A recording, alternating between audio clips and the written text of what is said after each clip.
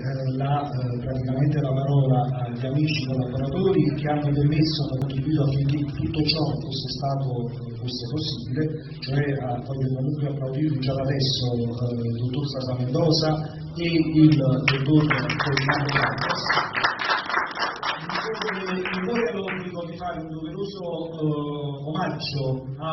colui il quale ha speso una vita, sono due in realtà,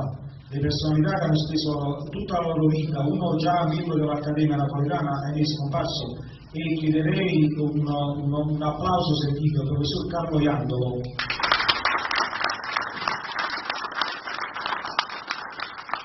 Compianto amico e cultore della lingua napoletana, al quale in effetti io mi ispiro negli studi e della scientificità del metodo, del corso e del certificato di conoscenza e competenza linguistica che produrrò a fine corso, e il dottor qui non è presente, ma un uomo che ha speso anche lui un'intera vita per la lingua nostra, e faremo comunque un applauso al dottor Raffaele Bracale.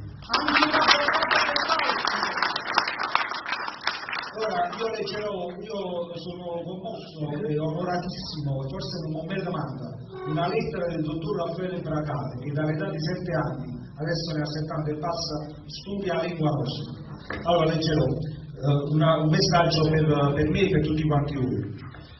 Scrive il dottor Raffaele Bracale, al quale pure mi ispiro nel mio lavoro. Sarei stato veramente felice se avessi potuto essere presente all'inaugurazione di questo corso sull'idioma napoletano, indirizzato soprattutto ai minori, ma mi è impossibile. Con queste mie brevi parole che indirizzo a voi, tutti intervenuti, intendo applaudire con convinzione, scrive Bracale, all'iniziativa del professor, grazie, io sono soltanto dottore, seppure laureato in scienze politiche, Massimiliano Verde,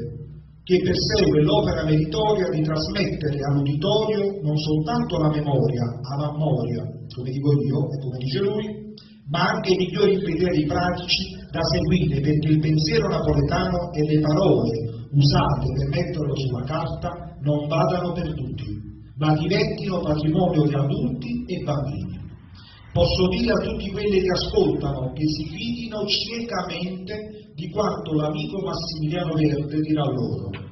Mi consta che è ferratissimo in materia ed ha fatto gran tesoro non soltanto degli scritti del mio caro amico, ahimè, il defunto chiarissimo professor Carlo Iandolo, ma anche indegnamente, guardate la persona che umiltà, la persona che scrive napoletano dalla vita, indegnamente, delle mie note grammaticali, ovvero del dottor Bracale, napoletane, sparse qua e là. Ad Maiora e buon lavoro a tutti, Raffaele Bracale. Adesso